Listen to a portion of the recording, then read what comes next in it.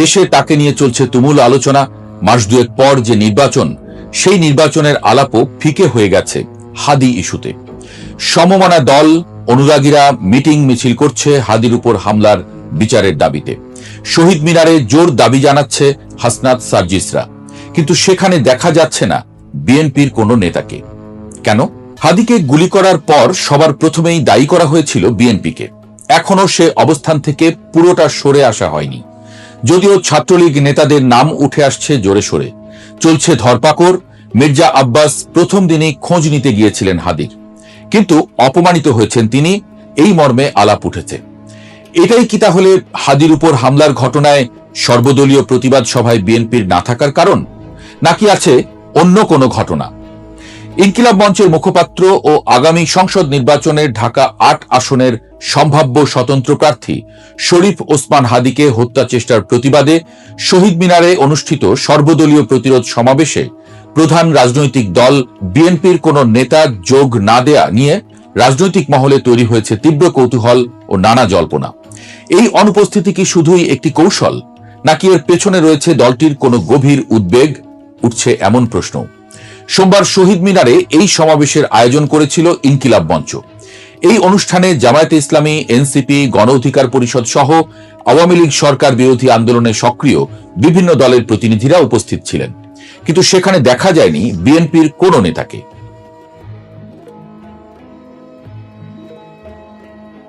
BNP সরাসরি ওই সভায় উপস্থিত না থাকলেও একটি গুরুত্বপূর্ণ তথ্য সামনে এনেছেন ইনকিলাব মঞ্চের সদস্য সচিব আব্দুল্লাহ জাবের।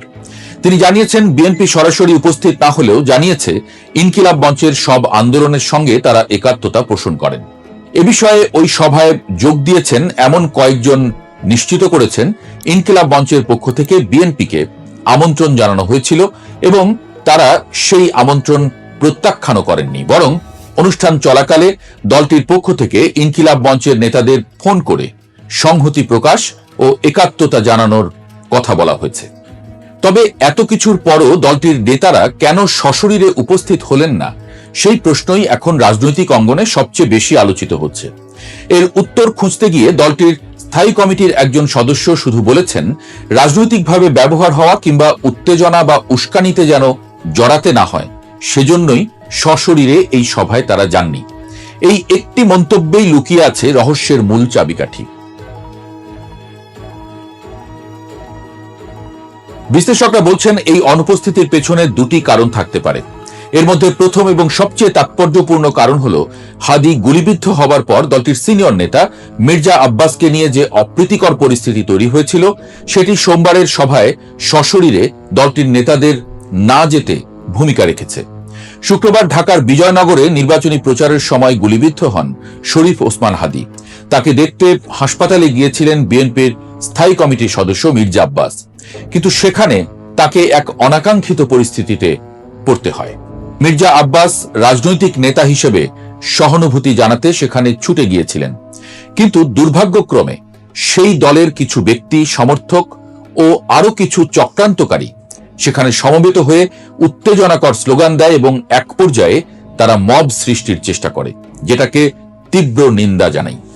দলের নেতারা ধারণা করছেন, মির্জা আব্বাসের সাথে যে আচরণ করা হয়েছে তাতে শহীদ মিনারে দলটির নেতারা আবার নতুন করে কোনো গোষ্ঠীর প্ররোচনায় অনাকাঙ্ক্ষিত পরিস্থিতিতেও পড়েন কিনা তা নিয়ে দলের ভেতরে উদ্বেগ ছিল।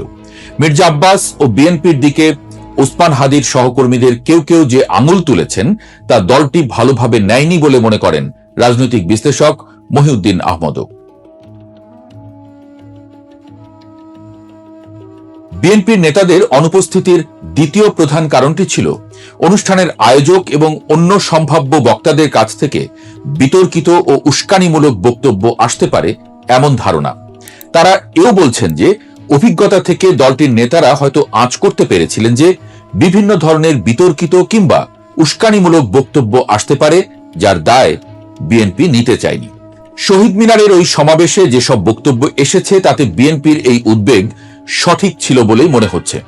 ওই সভায় সাবেক তথ্য উপদেষ্টা মাহফুজ আলম তার বক্তৃতার এক পর্যায়ে বলেছেন, একটা লাশ পড়লে আমরা কিন্তু লাশ নেব, অত সুশীলতা করে লাভ নেই। তিনি আরো বলেন, ভারত থেকে আপনারা সন্ত্রাসের উস্কানি দেবেন, সন্ত্রাস চালাবেন, আমার ভাইয়ের উপর গুলি চালাবেন, এটা আমরা বরদাস্ত করব না। আলোচনা হচ্ছে এনসিপি নেতা হাসনাত আব্দুল্লাহর বক্তব্য নিয়েও। তিনি তার বক্তৃতার এক পর্যায়ে বলেছেন, ভারতের যারা বিচ্ছিন্নতাবাদী আছে, বাংলাদেশে তাদের আশ্রয় প্রশ্রয় দিয়ে যেই 7 সিস্টার্স রয়েছে সেটাকে ভারত থেকে আলাদা করে দেব। এই সভার বিষয়ে তার পত্রিকা আমার দেশে মাহমুদুর রহমান বলেছেন, ইনকিলাব মঞ্চের আহ্বানে শুরু হওয়া ওই সমাবেশে ফ্যাসিবাদ বিরোধী এবং ভারতীয় আধিপত্যবাদ বিরোধী বিভিন্ন রাজনৈতিক দল, ছাত্র সংগঠন ও জুলাই অভ্যুত্থান কেন্দ্রিক প্ল্যাটফর্মের নেতাকর্মীরা অংশ নেন। ঢাকা বিশ্ববিদ্যালয়ের শিক্ষক ও রাজনৈতিক বিশ্লেষক মোহাম্মদ মুজিবুর রহমান বলেছেন, ওই সভায় যেসব বক্তব্য এসেছে তাতে এখন পরিষ্কার যে বিএনপি গেলে তাদের এসব বক্তব্যের দায় নিতে হতো। এই কারণে এই ধরনের উস্কানিমূলক বক্তব্য আসতে পারে ধারণা করেই হয়তো সরাসরি ওই সভায় যায়নি বিএনপি।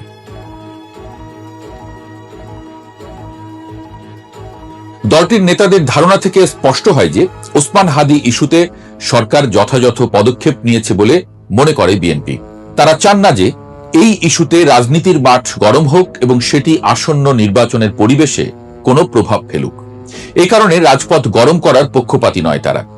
মির্জা ফখরুল ইসলাম আলমগীর তার সংবাদ সম্মেলনে মব কিংবা উত্তেজনা না করতে এবং নির্বাচনের পরিবেশ যেন বিনষ্ট না হয় সেজন্য কাজ করতে সবার প্রতি আহ্বান জানান। বিশ্লেষক মহিউদ্দিন আহমদ বলছেন, আমার ধারণা বিএনপি কোনো অস্থির পরিস্থিতি চায় না যা নির্বাচনকে হুমকিতে ফেলতে পারে। সেটি তাদের বক্তব্যেও এসেছে। আমার ধারণা এসব কারণেই তাদের কেউ শহীদ মিনারে যান। এর আগেও ওসমান হাদির উপর হামলার প্রেক্ষাপটে শনিবার বিএনপি, জামায়াতে ইসলামী ও এনসিপি নেতাদের ডেকে নিয়ে বৈঠক করেছিলেন প্রধান উপদেষ্টা ডক্টর মোহাম্মদ ইউনূস। সেই বৈঠকের আগে রাষ্ট্রীয় অতিথি ভবন যমুনায় আসা ওসমান হাদির পরিবারকে ইউনূসের উপস্থিতিতেই একসাথে সান্ত্বনা দিতে দেখা গেছে বিএনপি সহ এসব দলের নেতাদের। কিন্তু শহীদ মিনারের সভা থেকে দূরত্ব বজায় রাখার মধ্য দিয়ে বিএনপি স্পষ্ট বার্তা দিয়েছে যে তারা আপাতত স্থিতিশীলতা এবং নির্বাচনের পরিবেশে মনোযোগ দিতে চাইছে। উস্কানিমূলক মন্তব্য বা অপ্রীতিকর পরিস্থিতি এড়িয়ে নিজেদের নির্বাচনী এজেন্ডায় ফোকাস রাখতে চাইছে দলটি। প্রশ্ন